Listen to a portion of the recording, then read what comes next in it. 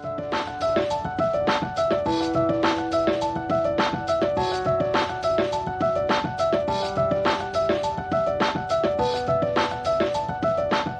I'm Sarah Mainstay here with the Littles, reading another chapter of Brighty of the Grand Canyon by Marguerite Henry.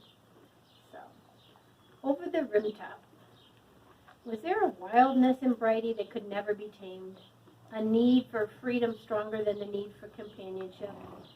Daytimes the canyon was all he wanted. Winds rumpling his mane, birds whistling him, and Bright Angel Creek talking and laughing.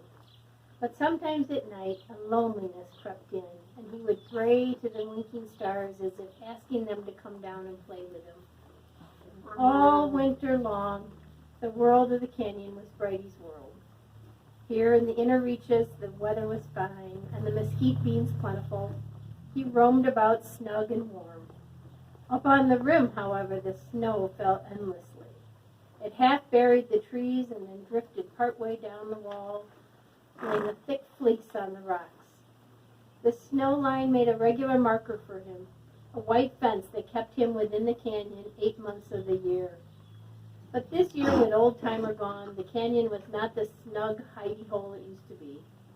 It seemed a dark, broody place, a wilderness of tumbled, jumbled rock. The wind cried and the creek blatted monotonously. Even the birds seemed depressed and kept their twitters low. Often Brighty wandered back to Old-Timer's camp, but once there he drew in the willows. He was like a man in ambush, seeking but unseen.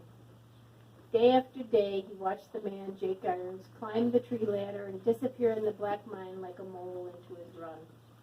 And once he watched him climb down with a load on his back and swing across the river in the wooden cage. Then for a long time he could make out the figure crawling up the wall on the other side until it blended with the limestone and was lost. As days came and went, a restlessness grew in Brighty, an urge to leave the lonely canyon.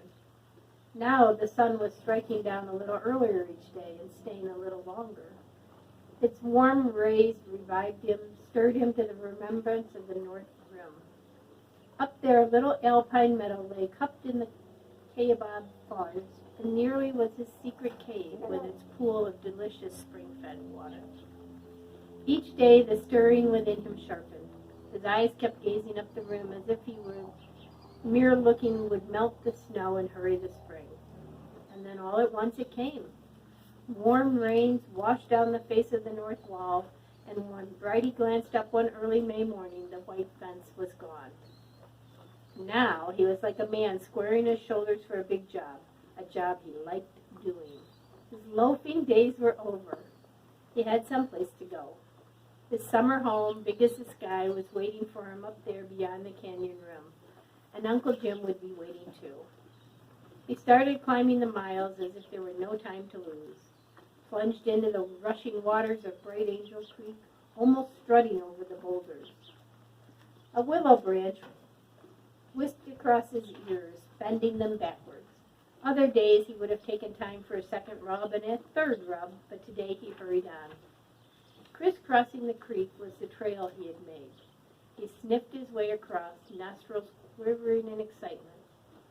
He caught the fresh scent of deer tracks, but it did not tease him off on little detours. Today, first things were first. Climbing was the thing. He paid no attention to a canyon when scolding him, or to butterflies doing figure eights up and over his head. Resolutely he wound and twisted his way up and up and up. The prickly pear and hedgehog cactuses reached out with their prickles and hooks, but nimbly he sidestepped them. Today nothing was going to stop him, except maybe Jasmine. By noon he reached Ribbon Falls, a white jet of water that shot gaily out of the rocks above, washed down the face of a jutting ledge, and then joined forces with the creek. Brighty could never resist the beckoning finger of Ribbon Falls. In spite of his hurry, he took a little cut-off trail that went behind the cascade of the waterfall. Memory led him to the place where the water divided around a boulder. It made a peephole just big enough for his head, ears, and all. Shivering with pleasure, he poked his nose through, letting the spray tickle his ears. Memory, too, told him not to waggle them, for one flick to the right or the left, and the force of the water would flatten them to the roots. He stood there for a while, showing his teeth in a burro grin, enjoying the peephole as if he had been made to size specially for him. Then back to the climb. And now the wall rising sharper and the trail spinning finer, and the little gray figure moving on, ears flopping, eyes unimpressed by the vermilion pillars on one side and the black abyss on the other. Climb 100 paces, rest and blow. Climb, blow, climb, blow. Try running in little dashes, up towards a new voice, the distant voice of roaring springs. Listening to the growl, hear the hiss and the howl. Then, deafened by the roar, see the chutes of water come spurting down the craggy rocks. Blue shadows of afternoon, and now the hardest climb of all, the devil's backyard. Rocks, rocks everywhere, as if some giant devil had ground his teeth and spit and spewed them in every direction. Smooth rocks, jagged rocks, they scraped Brighty's shoulder, they blocked his feet. They made hurdles to trip and hinder him. But not even the rocks could stay him. He squared off, charged pell-mell up the boulder-strewn steps until the devil's backyard was behind him. Whew! He paused a moment, breathing heavily. At last the stiff climb was over. Ahead, dark evergreens and white-trunked aspen grew on either side of the trail. He was almost there, almost to the top of the world. A buck deer stood in his path, then made a whistling noise as he turned tail and ran. With a joyous snort of his own, Brighty broke into a gallop and took out after him, crashing through the tangle of grapevine and scrub oak. Blue jays screamed at him. Squirrels scolded and scattered.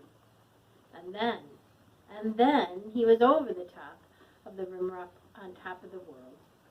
Gone were the cliff walls and rock temples. Here was forest so dense it swallowed up the deer. Brighty ran soundlessly on the forest duff, weaving in and out among the pines and aspens. And just at sunset he came upon his little cup of meadow nestled deep in the woods. It lay in a pool of shadow with only slivers of gold where the sun pushed through the trees, and it smelled of the sweetness of lupine and wet earth and new grass. With tired feet, Brighty tested the welcoming green carpet. His hoofs sank deep. He doubled his legs like a jackknife and fell into its softness. A great peace came over him. For a long time he lay still, as if bedding down for the night. Then, wanting to feel more of it, he began rolling blissfully this way and that, enjoying the springiness of the grass after his rocky canyon beds. At last he rose to crop the juicy blades of grass. A doe and her spotted twins came to share his retreat, but they gazed wet-nosed at him from a little distance. The sun dipped low and purpled the shadows across the meadow. Brighty heaved a sigh. The meadow was just where it should be. He had rolled in it, he had eaten his fill of it, and now to find his secret cave and then to give himself to sleep.